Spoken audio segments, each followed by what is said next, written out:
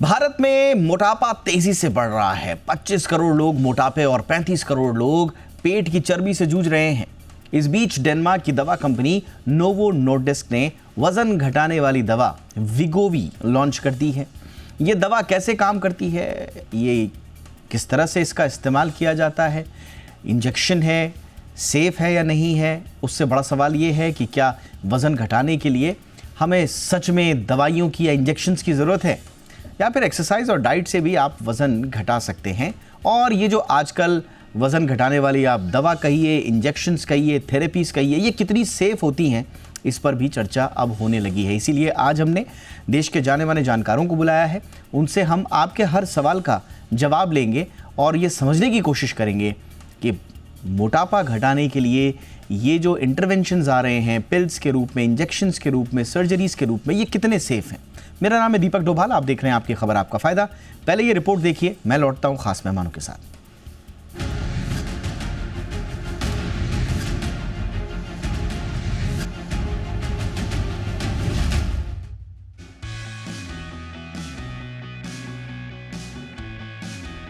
भारत में मोटापा तेजी से महामारी का रूप लेता जा रहा है। देश में 25 करोड़ से ज्यादा लोग मोटापे से और 35 करोड़ से अधिक लोग पेट की चर्बी यानी एब्डोमिनल ओबेसिटी से जूझ रहे हैं। हालात इतने गंभीर हैं कि खुद प्रधानमंत्री नरेंद्र मोदी भी मोटापे की बढ़ती रफ्तार पर चिंता जता चुके हैं। ये सिर्फ सेहत का मुद्दा नहीं बल्कि देश की प्रगति से जुड़ा एक बड़ा अलार्म बन चुका है। इतना ही नहीं, भारत में 25 करोड़ 40 लाख लोग जनरलाइज्ड मोटापे से जूझ रहे हैं, जबकि 351 मिलियन को एब्डोमिनल ओबेसिटी यानी पेट के आसपास मोटापा है। ये मोटापा सिर्फ शरीर को नहीं बल्कि दिल, लिवर, किडनी और डायबिटीज जैसी गंभीर बीमारियों को भी न्योता देता है। इसी बीच डेनमार्क की दवा कंपनी नोवो नोर्डिस्क ने भारत में अपनी मशहूर वजन घटाने वाली दवा विगोवी लॉन्च कर दी है। विगोवी दरअसल एक इंजेक्शन है जिसे फ्लेक्सपेन जैसे डिवाइस में पेश किया गया है ताकि इसे कोई भी घर पर खुद लगा सके। इस पेन में एक डायल होता है जिससे डोज सेट की जाती है और साथ में 4 निडल्स भी आती हैं। अब दवा की कीमत भी जान लीजिए। 0.25 mg, 0.5 mg और 1 mg डोज की कीमत 17,345 रुपए प्रति पेन है, यानी 4,366 रुपए प्रति डोज। 1.75 mg और 2.4 mg डोज की कीमत 24,280 रुपए से लेकर 26,000 रुपए प्रति महीने तक है। ये दवा उन ब्रेन सेंटर्स पर असर करती है जो भूख को नियंत्रित करते हैं, जिससे भूख कम लगती है, पेट जल्दी भर जाता है और क्रेविंग्स भी घटती है। साथ ही ये इंसुलिन रेसिस्टेंस को सुधारती है और हृदय, जिगर और किडनी के लिए भी फायदेमंद मानी जा रही है। आपको बता दें कि विगोवी की लॉन्चिंग से ठीक 1 महीने पहले ही अमेरिका की दवा कंपनी इली लिली ने मंजारो नाम की दवा भारत में लॉन्च की थी। अब बाजार में दोनों दवाएं आमने सामने हैं। विगोवी और मंजारो दोनों ही दवाएं महंगी हैं। फार्मा ट्रैक के आंकड़ों के मुताबिक भारत का एंटी ओबेसिटी दवा बाजार पिछले 5 सालों में 4 गुना बढ़ चुका है। 2021 में 133 करोड़ रुपए था, जो मार्च 2025 में बढ़कर 576 करोड़ रुपए पर पहुंच गया। अब सवाल ये उठता है कि क्या मोटापे से छुटकारा पाने के लिए केवल इंजेक्शन ही एकमात्र सहारा है? ऐसा बिल्कुल नहीं है। हर दवा का साइड इफेक्ट होता है। ऐसे में आप कोई भी दवा लें तो बिना डॉक्टरी सलाह के बिल्कुल ना लें, क्योंकि ये आपकी सेहत के लिए खतरनाक साबित हो सकता है। विशेषज्ञों की माने तो लोगों को दवा लेने से बचना चाहिए। विशेषज्ञों की माने तो अगर आप नियमित एक्सरसाइज करें, हेल्दी डाइट और स्ट्रेस मैनेजमेंट को अपनाएं तो आप बिना किसी दवा के भी अपना वजन कम कर सकते हैं। हर दिन 30 से 45 मिनट की वॉक या कार्डियो करें, प्रोसेस्ड फूड से दूरी रखें और घर का पौष्टिक खाना खाएं। शक्कर और डीप फ्राइड चीजों से परहेज करें। नींद और मेंटल हेल्थ का ख्याल रखें। इन बातों से न सिर्फ आपका वजन घटेगा बल्कि आपकी सेहत भी बेहतर होगी, और वो भी बिना किसी साइड इफेक्ट के। ब्यूरो रिपोर्ट, जी मीडिया। बहुत ही खास मेहमान हमारे साथ जुड़ चुके हैं। आइए स्वागत करते हैं सबसे पहले डॉक्टर विवेक बिंदल का, head bariatric surgery, max hospital से जुड़े हुए हैं। डॉक्टर बिंदल, गुड इवनिंग, बहुत बहुत स्वागत है आपका। डॉक्टर अनुराग मेहरोत्रा हमारे सामने हैं, हमारे जाने माने सीनियर कार्डियोलॉजिस्ट हैं। बहुत बहुत स्वागत है डॉक्टर मेहरोत्रा आप हमारे शो पर। हमारे साथ हैं सिमरत कथूरिया, जानी मानी न्यूट्रिशनिस्ट हैं। बहुत बहुत स्वागत है सिमरत आपका भी हमारे शो पे। चर्चा की शुरुआत डॉक्टर बिंदल आपसे ही कर रहे हैं, और सबसे पहले ये जो इंजेक्शन आया है नया, इसके बारे में भी बात कर लेते हैं सर कि ये कितना सेफ है। हमारे सामने अब मोटापा घटाने के लिए कुछ 2 बड़ी पिल्स या इंजेक्शंस मौजूद हैं। अभी वीगोवी आई है, इससे पहले माउंजारो आए थे। ये दोनों इंजेक्शंस भारत में अवेलेबल हैं। क्योंकि लेटेस्ट वीगोवी है सर, तो उसी के बारे में सबसे पहले बताइए कि ये कितना सेफ़ है, किन लोगों को ये इसको इस्तेमाल करना है, और फिर हम फिर डिटेल्स में जाएंगे। लेकिन सर बुनियादी बातें सबसे पहले। जी डोभाल साहब नमस्कार। पहले तो आपको बधाई, आपने इतना इम्पोर्टेंट टॉपिक अपने शो पे लिया। Thank you sir. ये जो वीगोवी इंजेक्शन अभी लॉन्च हुआ है, ये बेसिकली इंजेक्शन सीमाग्लूटाइड है, और ये एक तरीके का GLP-1 एनालॉग है, जो हम मेडिकल टर्मिनोलॉजी में इसे कहते हैं। हमारी जो भूख है वो कंट्रोल होती है कुछ गट के हार्मोन्स द्वारा। हमारी इंटेस्टाइन से और स्टमक से कुछ हार्मोन्स निकलते हैं जो हमारे ब्रेन को ये बताते हैं कि और खाना खाना चाहिए या और नहीं खाना चाहिए, पेट भर गया है या नहीं भरा है। उसमें एक हार्मोन है GLP-1, ग्लूकागॉन लाइक पेप्टाइड 1, जो हमारी इंटेस्टाइन से सिक्रीट होता है। ये जो हार्मोन है ये ब्रेन में सेटाइटी प्रोड्यूस करता है। ये ब्रेन में ये फीलिंग देता है कि अब खाना खा चुके हैं और खाना खाने की ज़रूरत नहीं है। तो ये जो दवा है वीगोवी जिससे आपने बोला, या सीमाग्लूटाइड इंजेक्शन जो इसका मॉलिक्यूलर नेम है, वो GLP-1 जैसा काम करता है। वो सेटाइटी इंड्यूस करता है, वो खाना खाने की इच्छा को कम करता है। वो हमारे ब्रेन को ये फीलिंग देता है कि खाना खा चुके हैं, कम खाना खाएं। तो बेसिकली एपेटाइट को कम करता है, उसकी वजह से कैलोरी इंटेक कम होता है। जब कैलोरी इंटेक कम होता है तो ऑब्वियसली वेट लॉस होगा। और ये वंस अ वीक इंजेक्शन है। ये अमेरिका में ऑलमोस्ट 2 साल से अवेलेबल था, इंडिया में भी लॉन्च हो गया है। इसके अलावा जो आपने दूसरी दवाई बताई मोंजारो, जो टिल्जेपेटाइड है, वो भी GLP-1 और GIP, उसके 2 मैकेनिज्म है। GLP-1 वाला तो है ही है, साथ में GIP भी है, और वो भी सेटाइटी, अर्ली सेटाइटी को प्रोड्यूस करता है। तो ये दोनों दवाइयाँ बहुत इफ़ेक्टिव हैं वेट लॉस के लिए, और अब हिंदुस्तान में भी अवेलेबल है। परंतु ये सिर्फ मेडिकल सुपरविजन में ही लेनी चाहिए। ये इसके कई सारे साइड इफ़ेक्ट्स हो सकते हैं। मैं आऊँगा सर उन साइड इफ़ेक्ट्स पे, लेकिन एक और काफ़ी चर्चित दवा है, मेरे ख्याल से वो भी सेमाग्लूटाइड ही है, ओजेम्पिक। तो ये भी है सर, ये भी भारत में अवेलेबल है क्योंकि, तो ये उसी लीग में है? नहीं, ओजेम्पिक ब्रांड अभी अवेलेबल नहीं है। ओके। परंतु वीगोवी अब लॉन्च हुआ है और मोंजारो अवेलेबल है। परंतु जैसा आपने बोला, ओजेम्पिक और वीगोवी दोनों के अंदर इंजेक्शन सीमाग्लूटाइड ही है, तो सेम मॉलिक्यूल है। तो ओजेम्पिक अभी हिंदुस्तान में नहीं है सर? और ओजेम्पिक अभी हिंदुस्तान में नहीं। ओके, ठीक है सर, ये क्लैरिटी मिल गई। अब हम चलते हैं डॉक्टर मेहरोत्रा के पास। डॉक्टर मेहरोत्रा, हमने देखा आपके साथ हमने बहुत सारे शोज़ किए हैं डायबिटीज़ पे और दूसरी NCDs पे, और ख़ास तौर से जिनके मूल में मोटापा होता है। ये जो इंजेक्शंस या पिल्स, इस तरह के इंटरवेंशंस आ रहे हैं, ये कितना सेफ़ है सर? और ख़ास तौर से कार्डियोवैस्कुलर हेल्थ के लिहाज से क्या इन इंजेक्शंस को लेना, ख़ास तौर से वीगोवी और माउंजारो, क्योंकि ये दोनों के दोनों अवेलेबल हैं इंडिया में, तो कार्डियोवैस्कुलर अगर कंडीशंस हैं, अंडरलाइन कंडीशंस हैं, तो उन लोगों के लिए सेफ़ है सर ये?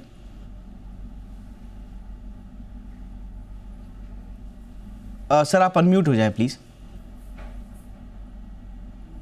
जो आजकल का माहौल है उसमें जो नई दवाएं आ रही हैं, जैसे GLP-1 है, उसकी बात अभी चल रही है, तो उनमें क्लैरिटी लाना बहुत जरूरी है। मेरे ख्याल में ये प्रोग्राम बहुत इंपॉर्टेंट है उसके हिसाब से, कि मोटापे की दवा कब लेनी है, ये बहुत इंपॉर्टेंट है। ये दीज आर इफेक्टिव मेडिसिन में कोई शक नहीं है, but they were discovered for as a anti diabetic medicine, anti diabetic medication, part of anti diabetic medication. उसके डेवलपमेंट था, साथ में देखा गया इनसे वजन भी कम होता है। अभी जो आप ओजेम्पिक और उसकी बात कर रहे थे वीगोवी, तो वहां पे एक ही चीज को 2 अलग अलग ब्रांड से प्रमोट कर रहे हैं, once for the diabetic, other for the losing weight, है वही चीज एक ही कंपनी की। दूसरी जो मोंजारो है, टिल्जेपेटाइड, वो थोड़ा बाद में आई थी, अब US में पहले से अवेलेबल है, ये ओजेम्पिक हो या वीगोवी हो। टिल्जेपेटाइड वहां बाद में आई है, it is slightly more effective than Wegovy. अब इशू बात है कि कब करना है कि नहीं करना, और साइड इफेक्ट्स क्या है। जो मेरा मानना है, ओबेसिटी क्या है? Obesity is basically lifestyle disorder, और ओबेसिटी एक ऐसी चीज है कि सिंपल ओवरवेट होना, एक मॉर्बिड ओवरवेट होना, और एक ये है कि मेटाबॉलिक ओबेसिटी भी है। मेटाबॉलिक मतलब कि आपका वेट भी ज्यादा है, you are not fit metabolically, आपका ब्लड प्रेशर भी है, डायबिटीज भी है, आपको डिसलिपिडीमिया भी आपको है। तो these are the class of the patient which require utmost attention, और उसमें उनको अपने लाइफस्टाइल को चेंज करना कि उनकी जो है मोबिलिटी प्रॉपर हो, खाना प्रॉपर हो, सोना प्रॉपर हो, बाकी चीजें भी की भी इंपॉर्टेंस है वो भी हो। उसके बाद अगर परेशान then we should go for this. This is a good class of medicine, इसमें कोई शक नहीं है। इट हैज बीन फाउंड कि इनसे हार्ट का जो बाकी भी जो इन्फ्लेमेटरी एस्पेक्ट हैं जो लाइफस्टाइल डिजीज के वो कम होते हैं, उसकी वजह से हार्ट को चाहे आपका लिवर हो या शुगर कंट्रोल को सभी चीजों पर असर पड़ता है। They are beneficial. दूसरी बात क्या है, we were taught in pharmacology, taste the beer when the froth settles down.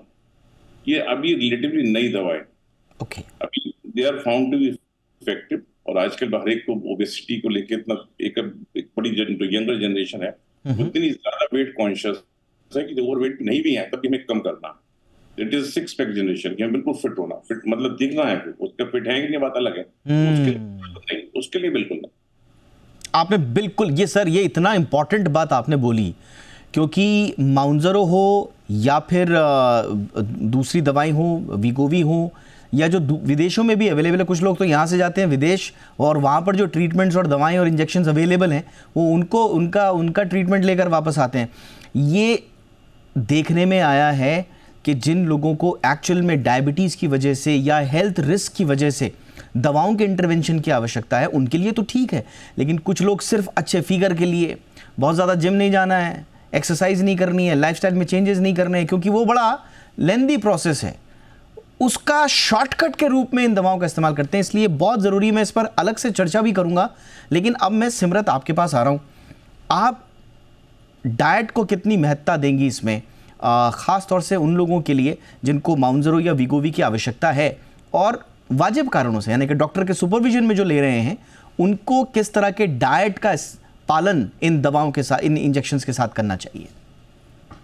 देखिए दीपक जी, हम लोग जब ये इंजेक्शंस लेते हैं ना, तो भूख कम लगने से हमारा मसल लॉस बहुत होता है, और आप एक्सरसाइज तो वैसे ही नहीं कर रहे होते हैं, तभी आप इन इंजेक्शंस के लिए ऑप्ट करते हैं। लेकिन जब ये करते हैं तो आपने बहुत सारे सेलिब्रिटीज़ को भी देखा होगा कि वो बहुत पतले हो जाते हैं, उनका फेस बहुत एजेड लगने लग जाता है। तो उसका रीज़न क्या होता है कि आप अच्छा खाना नहीं खा रहे होते हैं और मसल लॉस शुरू हो जाता है। तो उसके लिए बहुत ज़्यादा ज़रूरी है कि आपकी डाइट हेल्दी हो। इसका मतलब ये नहीं है कि आप इंजेक्शन ले रहे हैं तो आप चने भटूरे खा रहे हैं या आप बर्गर पिज़्ज़ाज खा रहे हैं कि आप इंजेक्शन तो ले रही हैं तो बहुत इजीली लूज़ हो रहा है। अगर आप ऐसा करते हैं तो न्यूट्रिशन नहीं जाता बॉडी में, और जब न्यूट्रिशन नहीं जाता, आपका फेस ग्लो, आपका हेयर खराब होना शुरू हो जाता है एंड मसल लॉस हो जाता है। अगर आप अपनी डाइट में proper fibre, good carbs and protein और साथ में गुड फैट एंड कुछ सप्लीमेंट्स रखते हैं, तो जो हमारा वेट लॉस हो रहा है इन इंजेक्शंस के साथ, उसका कोई साइड इफेक्ट बहुत ज़्यादा होने के चांसेस कम हो जाते हैं। नहीं तो अगर आप कोई भी मेडिसिन खाते हो तो हम ये समझ सकते हैं कि उसके साइड इफेक्ट्स तो आने ही आने हैं बॉडी में, लेकिन जब आप डाइट अच्छी रखते हो तो आपको कोई साइड इफेक्ट्स नहीं आते। एंड सेकेंडली, बहुत सारे लोगों में हमने ये भी देखा है, जब आप खाना सब कुछ खा रहे होते हो लेकिन बुरा खा रहे हो, ड्रिंक्स ले रहे हो, अल्कोहल ले रहे हो एंड साथ में आप ये वाले इंजेक्शंस ले रहे हो, तब उनका वेट लॉस नहीं होता। हमने बहुत सारे लोगों में ये देखा है, उनका महीने में 1 किलो भी नहीं जाता और उनको ये लगता है कि इतने महंगे इंजेक्शंस के बाद भी फायदा नहीं हो रहा। तो समझो आपने इंजेक्शन लगवाया और अगर आपने डाइट साथ में अच्छा नहीं रखा तो उसका कोई फायदा नहीं है। ये बहुत इंपॉर्टेंट बात आपने बोली। कुछ लोग समझते हैं कि साहब मैजिक है, पिल हो या इंजेक्शन हो तो मैजिक है, हम लेंगे और बिल्कुल पतले हो जाएंगे, और वो अपनी लाइफस्टाइल को नहीं छोड़ते, ख़ास तौर से शराब इत्यादि का जो सेवन है उसको बंद नहीं करते हैं। थोड़ा बहुत खाना वाना ज़रूर छोड़ देंगे, वो इजी होता है, लेकिन शराब सिगरेट छोड़ना क्योंकि आसान होता नहीं, इसलिए वो उसको कंटिन्यू रखते हैं और इसलिए उसके बेहतर रिजल्ट्स नहीं आते, और दूसरे नुकसान अलग होते हैं बॉडी ऑर्गन्स पर। इस पर चर्चा भी करेंगे। एक छोटे से ब्रेक के लिए मैं रुक रहा हूँ। ब्रेक के उस पार हम ये समझने की कोशिश करेंगे वापस किन लोगों को ये इंजेक्शंस लेने हैं। क्या डॉक्टरी देखरेख में भी अगर आप किसी डॉक्टर से सलाह लेना चाहें तो उससे पहले भी क्या आप अपने वज़न के हिसाब से, अपनी लाइफस्टाइल के हिसाब से, अपनी अंडरलाइन कंडीशंस या कुछ कोमॉर्बिडिटी अगर आपको, यानी कि पहले से कोई बीमारी है, उसको आपको मद्देनज़र रखना है, नहीं रखना है, या आप अपने किसी के लिए वेट लॉस प्लान कर रहे हैं, उनको गिफ्ट करना चाहें इंजेक्शंस, डॉक्टरी सलाह के बाद, बार बार हम कहेंगे डॉक्टरी सलाह के बाद, तो किन बातों का ध्यान आपको रखना है, किन के लिए है ये दवाइयों और किन के लिए नहीं। एक छोटे से ब्रेक के बाद विस्तार से चर्चा।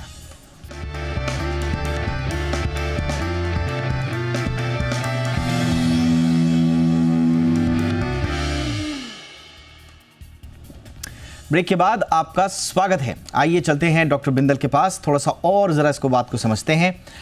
ये जो दवाएं और इंजेक्शंस आए हैं, ख़ासतौर से वीगोवी का प्रवेश, सर काफ़ी अच्छा रिस्पांस अभी तक तो हम कहेंगे कि मिल रहा है।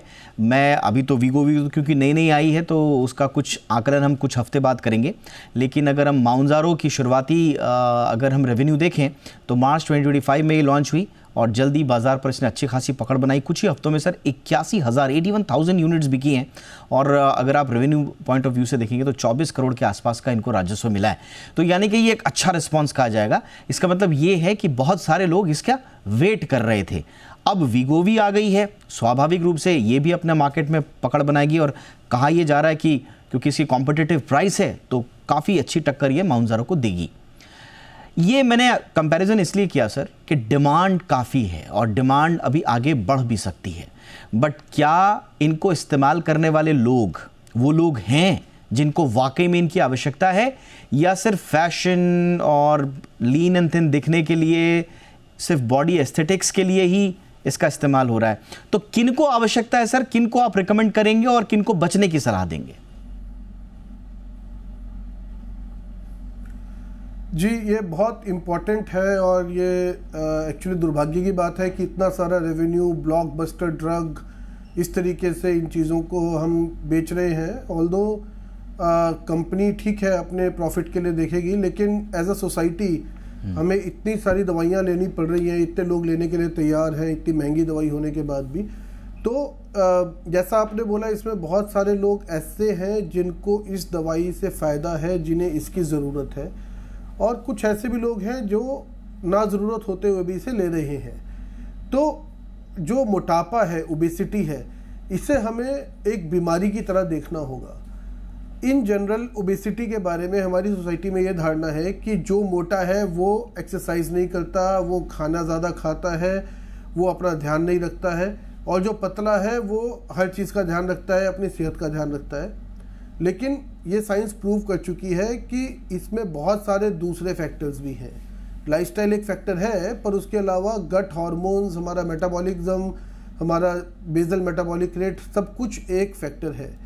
तो अगर कुछ ऐसे लोग हैं जो एज के साथ मोटापे से ग्रस्त है, BMI ज़्यादा हो गया है, साथ में डायबिटीज़ है, घुटनों में दर्द है, चल नहीं सकते हैं, कमर में दर्द है, स्पाइन में स्लिप डिस्क हो गई है, बेड रिडन है किसी वजह से, लीवर डिजीज़ हो गई है, non alcoholic fatty liver disease हो गई है, उसके अंदर उन्हें फाइब्रोसिस हो गया है लीवर के अंदर, हार्ट की दिक्कत है, हार्ट का इजेक्शन फ्रैक्शन कम हो गया है, उनको वेट लॉस की ज़रूरत है, उन सब के अंदर ये दवाइयाँ बहुत कारक हैं और ये दवाइयाँ उनके लिए लाइफ सेवर बन के भी आ सकती हैं, क्योंकि वो एक ऐसे चक्रव्यूह में फंसे हैं जिससे निकलना बहुत मुश्किल है अपने आप। परंतु सिर्फ कॉस्मेटिक वेट लॉस के लिए अगर हम दवाइयों की बात करें तो इसे नहीं रेकमेंड करना चाहिए। लेकिन एक चीज़ ज़रूर है कि अगर कोई किसी का बॉडी मास इंडेक्स 30 से ऊपर हो रहा है, वो ओबेसिटी की कैटेगरी में आ रहे हैं, तो उनको वेट लॉस करने की इंटरवेंशंस को शुरू कर देना चाहिए, क्योंकि जैसे जैसे जो मोटा होता जाएगा आगे जाके डायबिटीज़ भी डेवलप होगी, आगे जाके और दिक्कतें, हाई ब्लड प्रेशर, घुटनों का दर्द, कमर का दर्द, सारी चीज़ें प्रॉब्लम होंगी, इवन कैंसर डेवलप होगा। तो उसमें सबसे इम्पॉर्टेंट है आप अपना डाइट और लाइफस्टाइल चेंज करें। Easier said than done, but yes it is the first intervention, और इसके लिए हमारे ऑनरेबल प्राइम मिनिस्टर ने भी पब्लिक मुहिम छोड़ी है। खेलो इंडिया खेलो से लेकर और तेल कम करने से लेकर डाइट में चेंजेस से लेकर बहुत सारी चीज़ें उन्होंने बोली, और हम सबको ये करना चाहिए। और मेरे हिसाब से हमें बच्चों के अंदर ये हैबिट डालनी चाहिए, स्कूल हेल्थ से शुरू करना चाहिए, क्योंकि बच्चों की जैसी हेल्दी हैबिट्स होती हैं आगे जाके वो एक अच्छे हेल्दी एडल्ट बनते हैं। परंतु जब दवाइयाँ, जैसे जिनका BMI बढ़ता जाता है, बॉडी मास इंडेक्स अब 30 की जगह 35 हो गया, 40 हो गया, उनको बीमारियां साथ में आ गई, स्लीप एपनिया हो गया, हार्ट डिजीज़ हो गई, डायबिटीज़ हो गई, उनको दवाइयों की भी ज़रूरत पड़ती है। उनको सिर्फ डाइट लाइफस्टाइल से ज़रूरत नहीं, फ़ायदा नहीं होगा।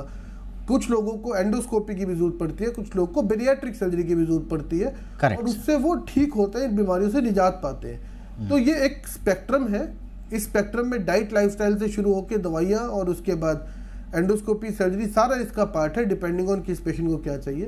परंतु सेल्फ मेडिकेशन नहीं करनी चाहिए, ये बहुत खतरनाक हो सकती है और इसको बहुत ध्यान से मेडिकल सुपरविजन के अंदर ही लेना चाहिए।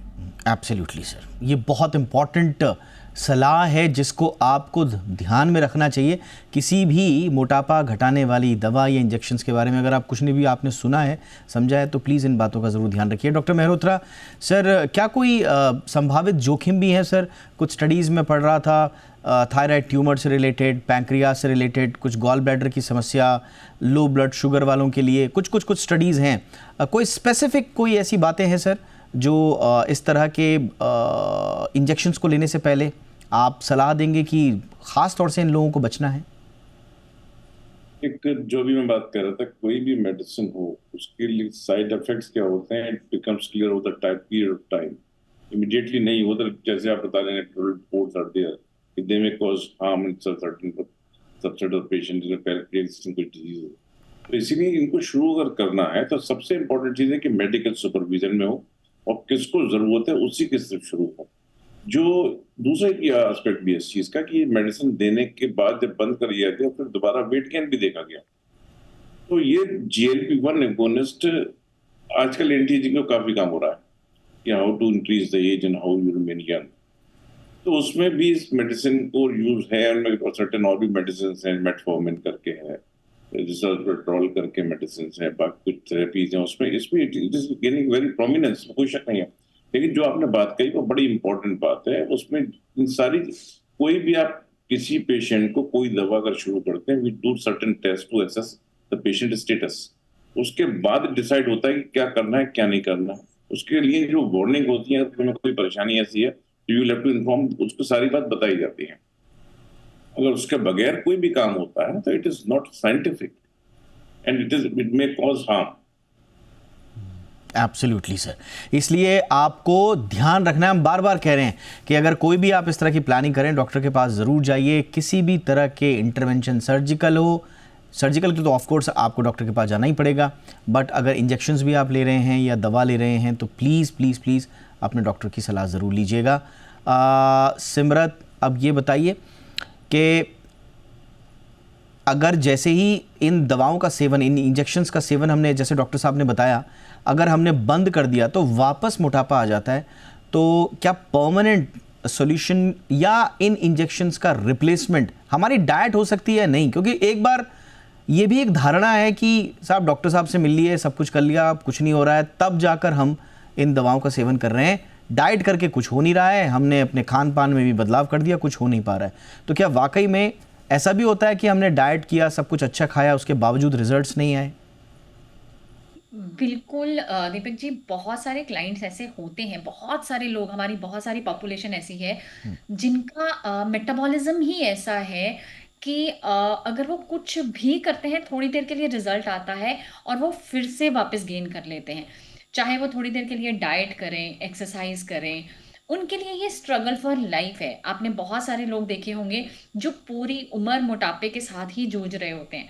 वो सारी उम्र यही सोच रहे होते हैं ये खाना है कि ये नहीं खाना है, एंड एंड में वो फिर खा ही रहे होते हैं, क्योंकि उनको ऐसा फील होता है कि जितना मर्जी कर ले मेरे पे असर तो हो ही नहीं रहा।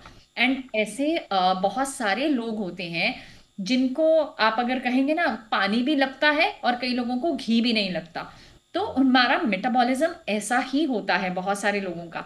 तो जिनका मेटाबॉलिज्म ऐसा होता है और अगर वो इंजेक्शंस ये ले रहे हैं, चाहे वो अजेम्पिक यूज कर रहे हैं या मंजारो यूज कर रहे हैं, तो अगर उनका वेट लॉस हो जाता है और अगर वो ड्रॉप करते हैं उस इंजेक्शंस को, तो फिर बहुत ज़्यादा चांसेस होते हैं कि उनका वेट वापस आएगा। लेकिन अगर वो अपना साथ साथ में इंजेक्शंस लेते हुए अपना लाइफस्टाइल एक अच्छा और हेल्दी हमेशा के लिए बना लेते हैं, तो रिस्क फैक्टर बहुत कम हो जाता है।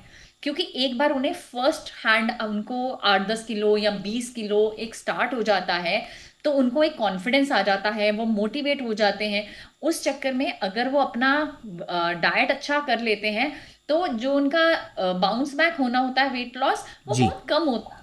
2 या 3 किलो हो भी जाएगा तो वो वापस ले आते हैं। तो दैट इज बेस्ट थिंग अगर हम लोग डाइट इनके साथ में रिलेट करके चले तो। एब्सोल्युटली। तो डाइट इज़ द की, अनुशासन is the key, discipline is the key, ये बात ध्यान रखिएगा। बहुत अच्छी बात डॉक्टर बिंदल ने शुरुआत में कही थी कि हम लोग इनके नाम के आगे ब्लॉकबस्टर लगा देते हैं। इन ब्लॉकबस्टर जैसे शब्दों के चक्कर में मत पड़िएगा। ब्लॉकबस्टर है, ठीक है, अपने सेल की वजह से ज़रूर होगी, लेकिन ज़रूरी नहीं कि हर किसी के लिए बनी है। तो प्लीज़ अपने डॉक्टर से ज़रूर मिलिए और पहले उन तरीकों को अपनाएं जो कि दीर्घकालीन हो, जो आपके लिए लॉन्ग टर्म में हेल्दी साबित हों। बहुत बहुत धन्यवाद आप तीनों का वक्त निकालने के लिए। Simrat Kathuria, thank you so much ma'am for your time. Doctor Anurag Mehrotra, thank you so much sir. Doctor Vivek Bindal sir, thank you so much sir for your time. Show में इतना ही, अपना ख्याल रखिए, नमस्कार।